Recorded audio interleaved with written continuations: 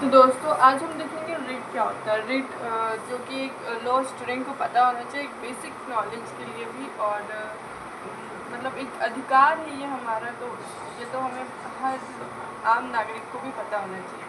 तो चलिए देखते हैं रिट क्या होता है।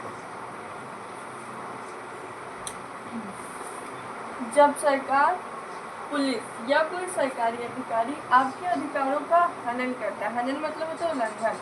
जब सरकार, पुलिस या फिर कोई सरकारी अधिकारी आपके अधिकारों का उल्लंघन कर रहा है, हनन कर रहा है, या अपना काम या जो उसका काम है वो ठीक से नहीं करता है, तो आप सीधे हाई कोर्ट या सुप्रीम कोर्ट जाकर रिट याचिका कर सकते हो।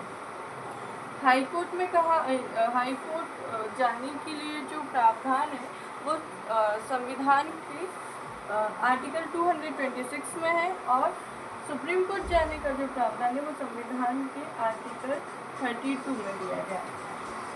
ठीक है, तो रिट हमारे अधिकारों का उल्लंघन हो रहा है कहीं पर, तो हम उस उल्लंघन को हटाने के लिए, मतलब अपने अधिकार को पाने के लिए रिट याचिका दायर कर सकते हैं। उदाहरण से जानते हैं कि कैसे। एक तरीके से हम मान सकते हैं कि ये जो रिट है ये आम जनता का ब्रह्मास्त्र है। ठीक है, इसे ब्रह्मास्त्र भी कहा जा सकता है।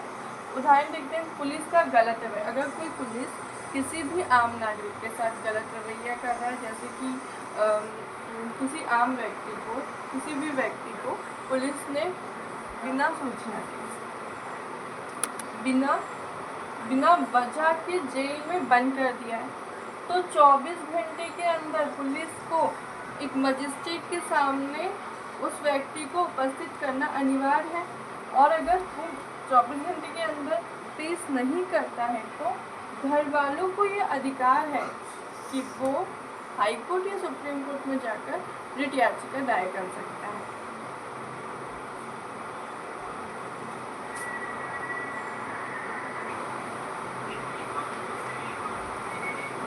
अब हम देखेंगे उदाहरण 2।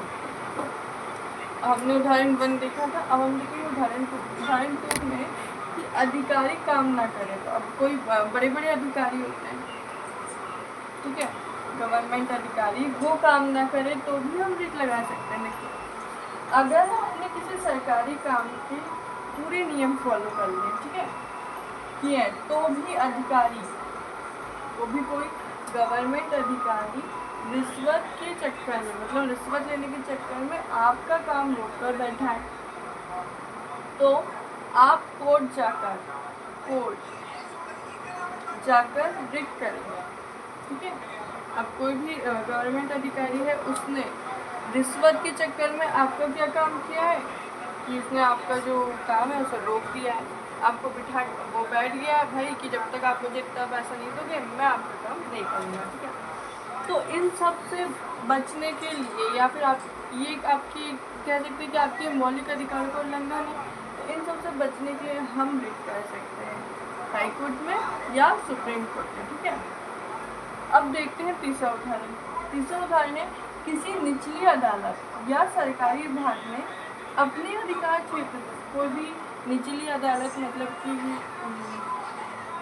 आप लोग जानते होंगे डिस्ट्रिक्ट कोर्ट हो गया या फिर मजिस्ट्रेट, अगर ऐसे कोई भी सरकारी विभाग है, अगर इनने अपनी सीमा के, इनके भी कुछ सीमा होती है कि आपको इतने तक ही ये केस में सजा देनी है, दंड देना है। ठीक है, और अगर इन्हें अपनी सीमा से आगे जाकर कोई फैसला सुना दिया है, ठीक है, तो गलत फैसला सुना दिया है, तो कोई भी व्यक्ति जिसके विरुद्ध गलत फैसला सुनाया गया है, वो इस फैसले को रद्द कराने के लिए हाई कोर्ट या सुप्रीम कोर्ट जा सकता है। ठीक है, लेकिन हाई कोर्ट और सुप्रीम कोर्ट, ये स्टेट का हाई कोर्ट और देश का सुप्रीम कोर्ट होना चाहिए। ठीक है, अब कुछ क्वेश्चन देख लेते हैं। जैसे कि पहला क्वेश्चन है कि रिट कौन लगा सकता है, मतलब ऐसा नहीं कि कोई भी व्यक्ति है जरा सी बात हुई वो सर रिट याचिका के लिए, नहीं, रिट कौन लगा सकता है। और दूसरा क्वेश्चन है कहाँ लगता है, भाई ये रिट लगता कहाँ है, और फिर इसका फ़ायदा क्या है।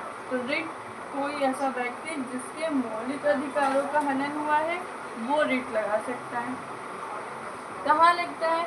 स्टेट के हाई कोर्ट में और देश के सुप्रीम कोर्ट में आप रिट लगा सकते हो। और इसका फ़ायदा क्या है? तो इसका फ़ायदा ये है कि जैसे न्याय बहुत तेज़ी से मिलता है, क्योंकि ये मामला जो हमारा होता है ये हम डायरेक्ट या तो हाई कोर्ट या तो सुप्रीम कोर्ट भेज देते हैं, और जब ये हाई कोर्ट या सुप्रीम कोर्ट चला जाता है तो वहाँ हमारे मामले की सुनवाई जल्दी हो जाती है। तो इससे हमें क्या होता है? बेनिफिट मिलता है। ठीक है, आज के लिए इतना ही। अब हम आगे वीडियो में देखेंगे कि रिट कितने प्रकार के होते हैं और इसे याद करने की कुछ ट्रिक। Okay, bye.